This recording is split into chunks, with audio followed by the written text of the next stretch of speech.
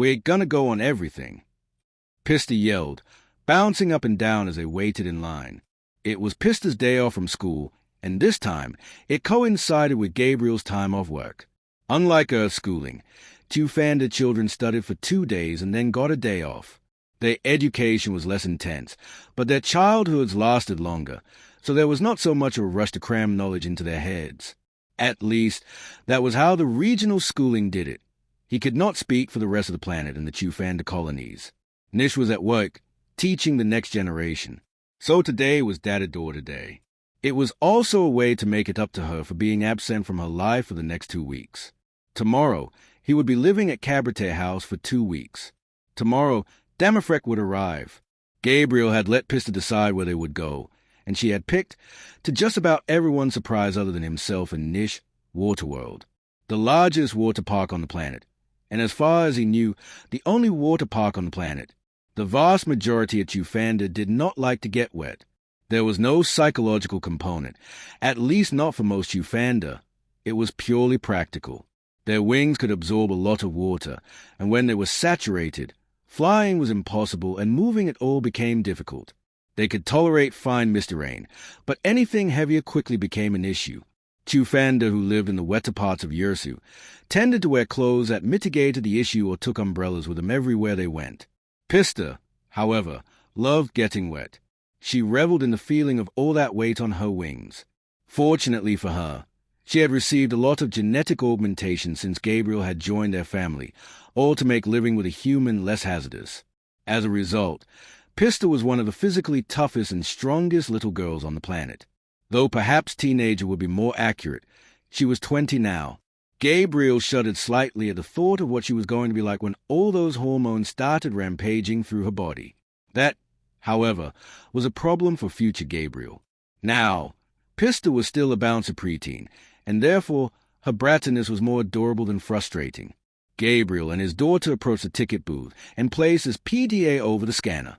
Their digital tickets were registered, and they were allowed entry.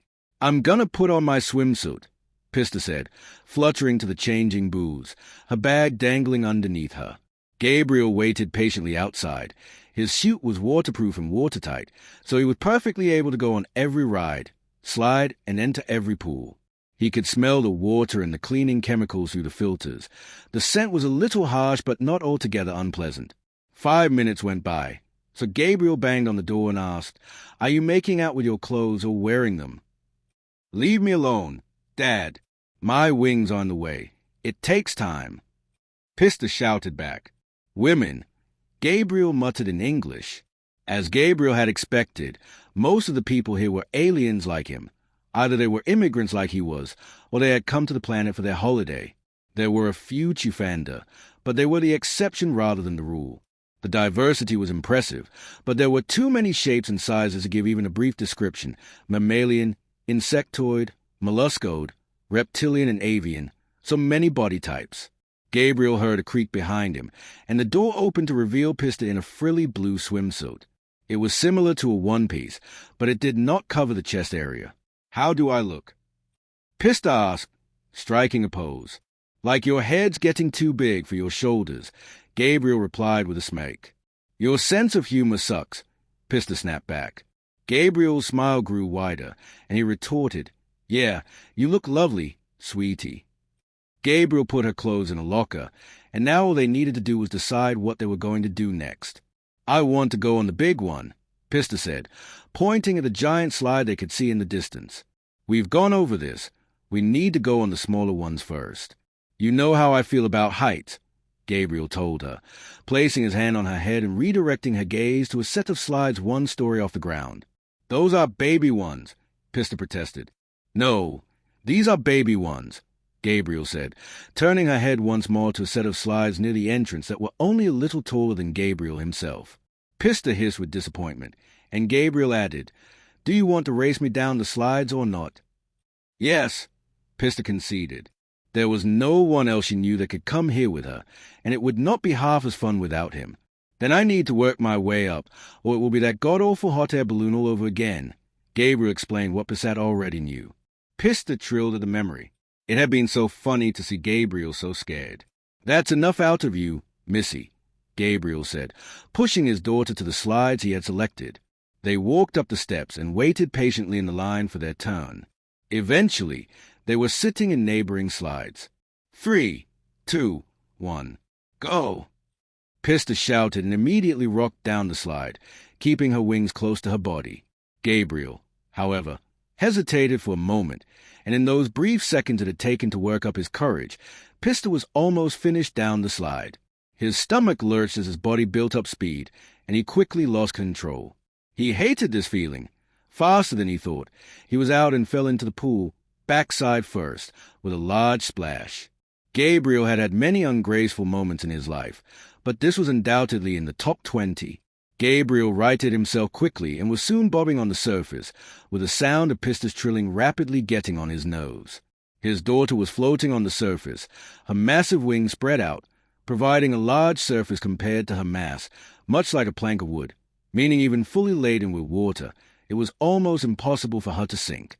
"You're such a loser, Daddy," Pista snickered as she splashed him. "Perhaps," Gabriel conceded.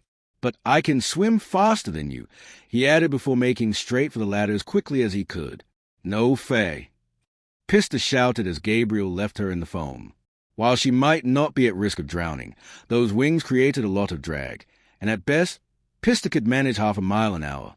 Even that was impressive by Chufanda standards. Gabriel waited for her, sitting on the lip of the pool. "Want some help down there, little Miss Graceful?" Gabriel asked as Pista slowly doggy-paddled towards him. Pista knew he was taunting her, but she had learned that if she ignored it and pretended it was a benign offer of help, Gabriel would be forced to act fatherly. She wondered if this was how he had acted with Auntie Jeriel when they were kids. "Yep," Pista said, raising her two larger hands out of the water once she was in range. As Pista had predicted, Gabriel immediately dropped a playful tone and lifted her out of the water.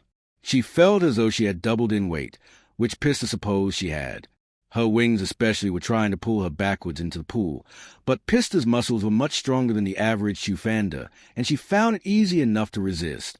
"Let's go on the spiral one next," Pista said, pointing to the set of slides next to the ones they had just been down.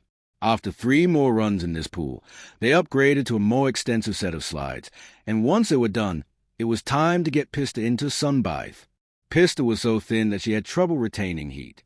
Typically, in the warm, dry atmosphere of Tusrishan, this was not a problem, but with her body utterly saturated, her core temperature could drain quickly and lead to hypothermia. A sunbath was, simply put, a heat lamp, similar to what reptiles needed in terrariums, though these were contained in individual booths with coal binds, chairs, and blankets to make the occupant feel comfortable. Gabriel was inside with Pista, drying her with a towel. "Your fuzz is going to be so sticky-outy by the time we're done," Gabriel explained as he passed a fluffy towel over her head, taking care to avoid her antennae. While Gabriel was her father, and touching them was not strictly taboo, he tried to avoid it whenever possible. A Chufanda's antennae were critical in how they interacted with the world, so touching them with permission would be similar to Gabriel putting his hands all over another human's face. "Do you really have to stay away for 2 whole weeks?" Pista asked, already knowing the answer. "The boy is troubled, and I need to be on hand to make sure he doesn't get hurt," Gabriel explained for the 3rd to 6th time. Pista huffed and said, "You mean so he doesn't hurt anyone else?" Gabriel did not reply to that and started patting down her wings. To say Pista did not like being separated from Gabriel would be an understatement. Ever since she could remember, Pista had wanted a father. She loved her mother, of course, but growing up, she had been impossibly jealous of her friends, talking about all they had gone places and done things. Then it had happened. Gabriel had fallen out of the sky and into her life. He did not look like Pista's dream dad, but he was everything she had hoped for and more. Pista had no clue where her biological father was, and she did not care. That worthless deadbeat could be dying in a ditch for all she cared. There was a reason her mother only referred to him as a sperm donor, and it was a habit Pista was all too keen to adopt, especially after Gabriel had become part of their family. "Can't I come to work with you? It can be part of life skills," Pista offered as Gabriel removed the bulk of the moisture. Gabriel sighed and told her, "This isn't like that. There's confidentiality to think about, mental health concerns, so much red tape you have to go through. It would take months to get the approval. I'm one of the strongest girls on the planet." I can handle it, Pista protested, and Gabriel had to resist the urge to laugh. Once again, the little flutterer heard only what she expected to hear. This isn't about how strong you are. You cannot work with children without a whole heap of qualifications. Do you have any idea how much your teachers had to do to get their jobs?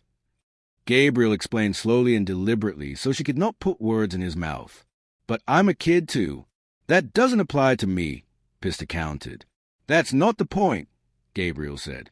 He put the towel to one side, held her hand, and said, I'm sorry I'm going to be away for so long. I don't want to either. But if I don't, then that boy might very well end up in prison, and his life might never recover. Gabriel was skirting dangerously close to breaking confidentiality. Gabriel rubbed her head and said, But that's for tomorrow. Today is about us. Come on, let's get some shira. Can I have 3 scoops, with Jacobits? Pista asked. Gabriel smiled and replied, Of course you can. Now that Pista was warm and dry again, they made their way to the food court. Gabriel bought whatever Pista asked for, and he himself returned to the locker to collect the lunch he had packed. Did you bring any blackcurrant? Pista asked, referring to the juice, one of the few earth foods that Fanda could safely consume. No, you didn't ask, Gabriel replied before using his tongue to wrangle his carrot stick into his mouth. Gabriel needed to be careful with any food he brought outside. It needed to be solid, not liable to break apart or leave crumbs. The food was sterile, with no bacteria, fungi, or other life forms on it. Instead, it was the toxic compounds that much of human food contained. All it would take was one critter to eat it, and it would die, and some other animal would eat it, and then you had bioaccumulation. As such, Gabriel was eating like the astronauts of old, solid food that did not break up. Excuse me, are you Gabriel Ratlew? Someone asked.